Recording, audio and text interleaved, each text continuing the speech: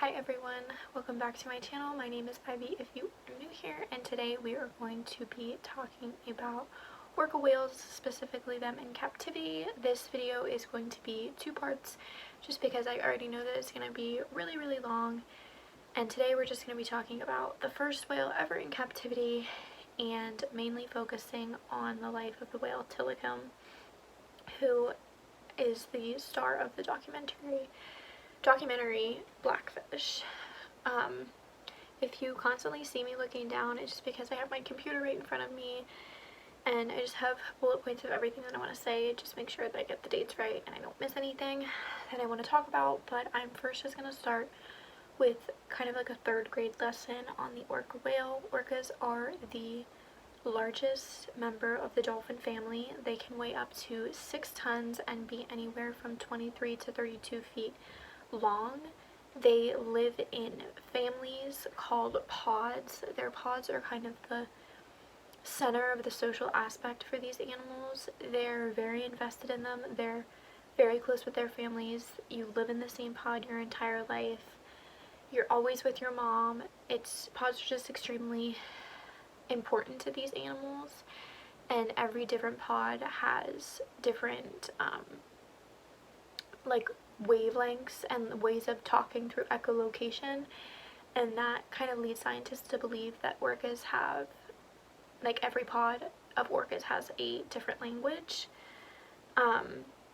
There are two main groups of orcas. There's orcas who live in the northern hemisphere versus the southern hemisphere. So the first ever orca put into captivity was named Wanda on November 18th of 1961 off the coast of Newport Beach in California. A boating crew saw this whale swimming off the shores and basically decided that they were gonna take it. They struggled for hours to capture this whale. It got to the point where there were like lines of people lined up on the beach watching them to see what was happening. It just kind of became like a cat and mouse race of drawing the net, the whale getting out of it, drawing it again, the whale getting out of it. But eventually crewmen got her, and it's kind of interesting the response of the people on the beach, because it really shows like how people respond to it now. Like half of them were like cheering because they finally got this whale that they'd been like working so hard to get. The other half were booing because they like just wanted them to leave the whale alone. So I just think it's kind of like interesting, because I definitely feel like now that's how people respond. They're either really like they don't care about animals in captivity, or they're 100% against it. But Wanda was placed in a 100 by 50 by 19 foot oval tank, so a relatively small tank for an animal this size, in a park named Marineland. Only 2 days after she was captured on November 20th, at 8:30 in the morning, she became very violent and started doing laps in her pool and slamming up against the sides, basically until she died. And so the first whale ever in captivity only survived for 2 days, which is definitely not very long. And then almost 5 years, there wasn't another recording of a whale in captivity for almost 5 years later. And then in 1965, 2 months after this whale was captured, the original Shamu was bought by SeaWorld San Diego. In 1971, Shamu passed away, but because of the fame and the money that she had brought into SeaWorld, her name kind of lived on as a, what's the word? It's like a brand name for all of SeaWorld's orcas. Mainly whales who were captured off of Washington waters, and I'm going to try and find a clip of a whaler who did this explaining how they would do it. But basically they would have aircraft, boats, and they would follow the pod with the boats, and the orcas would split up into two groups. All of the adults and then all of the moms with calves would go and swim underwater so the boat couldn't see where they were at, and that this would basically lead the boats following the adults, and obviously they weren't going to take the adults because they were too big, but eventually the aircraft would see the mothers and the babies when they would have to come up for air and redirect the boats, and they would line the group of orcas with a net and just pick out the little ones or the ones that they wanted,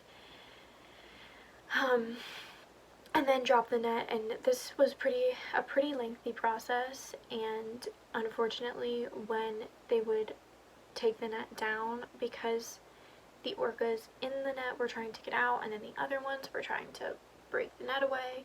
They had the young ones that they wanted in the corrals, so they dropped the seine nets, and all the others could have left, but they stayed. We're there trying to get the young orca into stretcher, and the whole family is out here 25 yards away maybe in a big line, and they're communicating back and forth. You understand then what you're doing, you know. I lost it. I mean, I started crying. I didn't stop working, just like kidnapping a little kid away from her mother. It would often lead some of them dying, and the crew would take the orcas who had died and cut open their stomachs, fill them with rocks, and put them back in the ocean, so there wasn't any proof that they had been killing orcas while capturing them. But then in 1977, Washington State directly called out SeaWorld and said, hey, like, don't come back here and hunt our whales, like, go somewhere else. And this basically led to a lot of whales being taken out of Iceland. In 1983, a 2-year-old male orca was captured off the coast of Iceland, and this particular orca was named Tilikum. He was the main star of Blackfish, so we are just going to kind of go through his life and kind of the trauma that he faced in captivity. So after he was captured, he was held in a cement tank in a marine zoo in Iceland, I think for about a year, but I'm not positive. And then eventually he was transferred to a marine park called Sealand of the Pacific in British Columbia, Canada. He was put with 2 other female orcas in a tank that was 100 by 50 feet and only 35 feet deep. And if you remember at the beginning, I said these animals can get up to 32 feet. So that is not a very big space, and because of the size that this whale would grow up to be, he couldn't like properly breach or swim in this pool, and it was just not a good situation. He was also put with 2 other females. Now in pods in the wild, there is a dominant female. That's always how it is. And in captivity, they often take on that kind of role. There will be a dominant female. And because both of these whales were older than him, they really kind of picked on him. And unfortunately, Sealand of the Pacific didn't have really any professional trainers. They didn't really know what they were doing. They didn't really have the facilities or the money. One of their main training techniques was withholding food. And because Tilikum was so much younger than the 2 females, he tended to mess up and screw up a lot more than they did. And if one of them messed up, all 3 of them wouldn't get food. So they really ganged up on him. They would shove him into the sides. They would shove him onto each other, and like, these are pretty big whales. Like, a shove is pretty dangerous. I mean, there was whales who shoved each other to death in captivity before. They would rake him with their teeth, which can cause infection, and it was just not a good facility to have them in. And because of the way that it was set up, they were actually kept in cement container at night to prevent anyone from letting them go, and it was just big enough to fit all 3 of them. So, and they weren't stupid. Like, they knew when they went in they weren't coming out for hours. They would starve the whales until the point where they were so hungry that they would go in. They worked at the top of the hour every single day, 7 days a week, for 8 hours a day. So these whales were very, very worked. They didn't really get along. They didn't have a great facility, and this entire park was just kind of a recipe for disaster. And then on February 21st of 1991, trainer Kelty Bryan fell into the pool with all 3 of the orcas.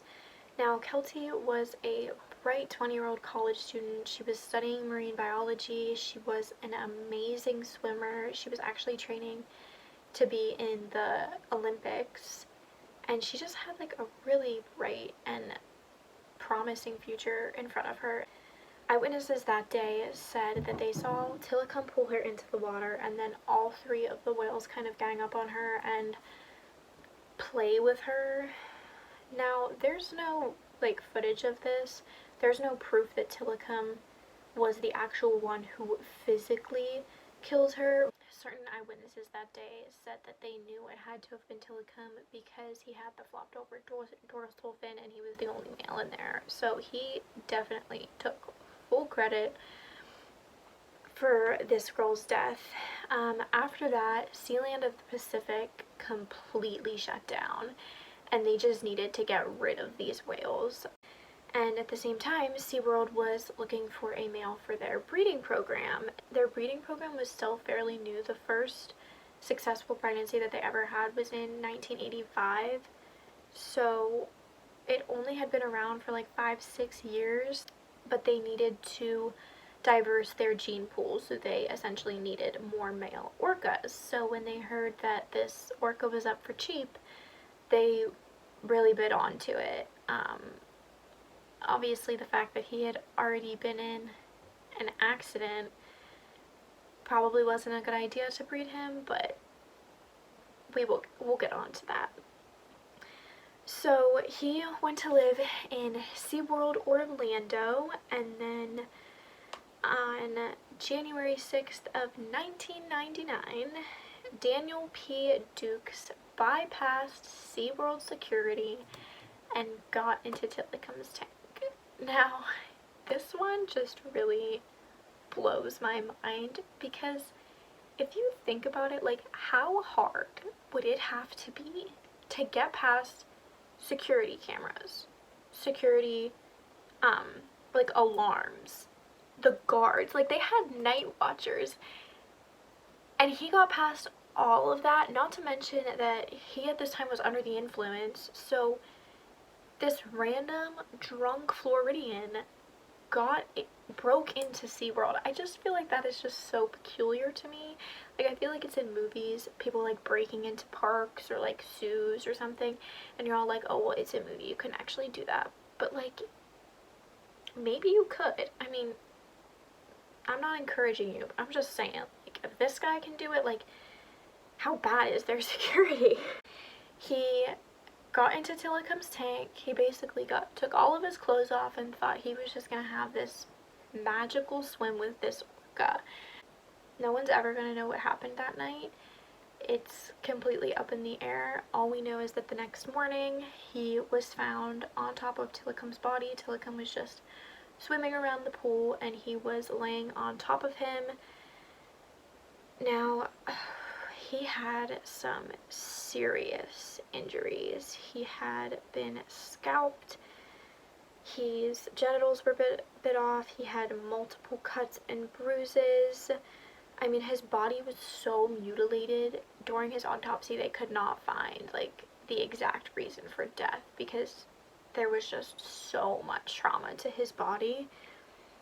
Now, in my personal opinion, I think that this one is definitely out of the 3 deaths that this whale was involved in. I don't know how this one was not prevented.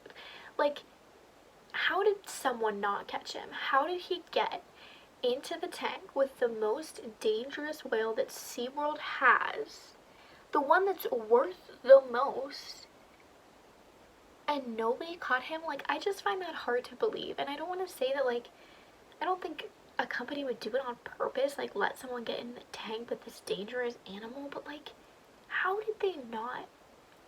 I don't know.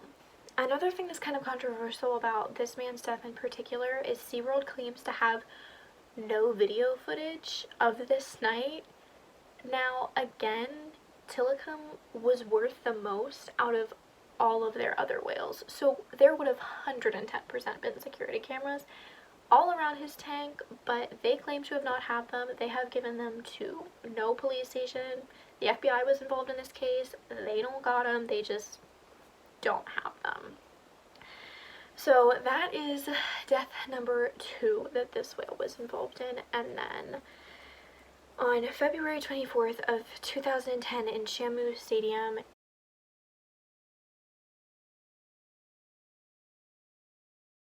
Orange County Fire Rescue. 6600 Sea Harbor Drive. Okay. SeaWorld, my fortune. Okay, and where's the patient located inside the They park? are at Shamu Stadium. We actually have a trainer in the water with one of our whales, the whale that they're not supposed to be in the water with. Okay. So we don't know what's going on. We were just told to call and have people here on standby when they get the person out. Okay, and do you know so you don't know if the person was injured or if they're having a medical problem? No idea. Okay, very well then. I don't even think they're out of the water yet. They're still in there with the whale, so... Okay, but someone is on scene and they are getting them out of the water now. There are people working on it, yes. There's about 2-3 dozen people over there right now. All right, we'll get somebody en route. Okay, come through gate number 3 to Shamu Stadium. Gate 3. Gate 3. All right, got it. Okay. Thank you. Thank you. Bye. according to all of the trainers that worked with Dawn, she was extremely cautious. She never got near the whales without a spotter. She would even watch the tapes of her shows and critique herself of how she could do better, of how she could make everyone look better, of how she could make the whales feel more comfortable. I mean, she was extremely cautious. She was a senior trainer, so pretty much as high up as she could go. Definitely, like, if it could have happened to her, it really proves that this could happen to anybody. After she got pulled into the water, everybody, I think it was estimated that there were like 30 workers there, all surrounding her, trying to get her body, trying to calm down this whale. Eventually, another SeaWorld trainer, Laura Sorovic, was called. She was on the other side of the park that day, and basically she was just told that there was a trainer in the water with Tilikum and to come and help. So Laura and Dawn were extremely close friends. They had worked together for years. They knew each other really well. They even wore rings, like matching rings, to symbolize their friendship. And when she got there, she was like, who is it, who is it? And they told her it was Dawn. And at that point, everybody knew that she was dead. They knew she wasn't going to make it out alive. So she basically said, like, I'm getting my friend. He already killed her. I'm not going to let her mutilate. I'm not going to let him mutilate her body. What she did here was really smart. She basically told all of the rescue team to kind of back up, stop the commotion, stop the noise, and I don't know the exact word for it, but they lifted up the part of the pool, that lift that's like retractable, and it basically lifts up during shows, so when they come out and like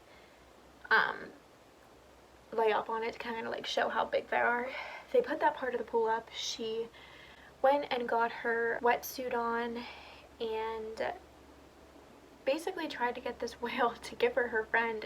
Dawn was still in the whale's mouth at this point, and after a little bit of coaxing, Tilikum did give up Dawn.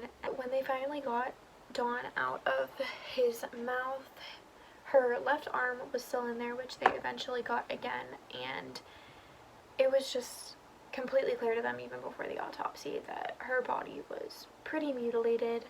When the autopsy report came back, she had a fractured jaw, part of her vertebrae was fractured, multiple ribs were fractured, obviously her left arm was detached, her left elbow was dislocated, her left leg was dislocated, and she had been scalped, and they concluded that she had died from drowning and blunt force trauma. Now, her death definitely changed the company forever because of how many, and I feel like it's not even because it happened with people watching. It was like right after a show. I feel like it was just because there were so many little stories that SeaWorld gave to the media that were just completely untrue. The first one was that she had fallen into the tank and drowned. And that one only really lasted for a couple of days because once the autopsy report came back, it was clear that that girl did not die from drowning. Like, it wasn't just because she fell into a pool and couldn't get out. Like, and then the second one was that she had her hair in a ponytail that day, and when she was playing with him, she wasn't paying attention and she let it skim the water, and this basically showed the whale that it was okay to play. Now, this is just completely fabricated from nothing. Because first of all, she had a spotter. So if having a ponytail and letting the ponytail touch the water was that dangerous, the spotter would have said something. Second of all, she was a senior SeaWorld trainer. Like, if the ponytail would have been an issue, if anyone would have known, she would have known. I just feel like the whole blaming her death on her really shows, like, the true values of the company. Like, they completely pinned this on her to play out their little cookie cutter image, and she's not even alive to defend herself. Now, right after this happened, SeaWorld actually voluntarily said that the trainers would not be in the water with the whales anymore for water work. And then in August of that year, OSHA actually ruled that all trainers needed to stay out of the water completely, which SeaWorld sued, and the entire thing basically got thrown out. So at this point, trainers can still be in the water, they can still do shows. Tilikum was not used for shows anymore. Rarely, every once in a while, would pull him out for the end where they do like the big splash, but he was rarely really used. He started dealing with some pretty severe health issues. He had stomach ulcers, he had skin diseases. I think he had lost over 1,000 pounds, I think it was, which is a lot of weight. And then eventually on January 6th of 2017, Tilikum died in SeaWorld Orlando. He was estimated to be around 35 years old. He was the oldest and the largest whale ever held in captivity. So I think that is where we are going to end part 1. In part 2, we're just going to be talking about SeaWorld's breeding program, about other injuries caused by these whales, and about what animal SeaWorld will use when they can no longer get orcas. So thank you guys so much for watching and for supporting my channel, and I will see you in my next video. Bye!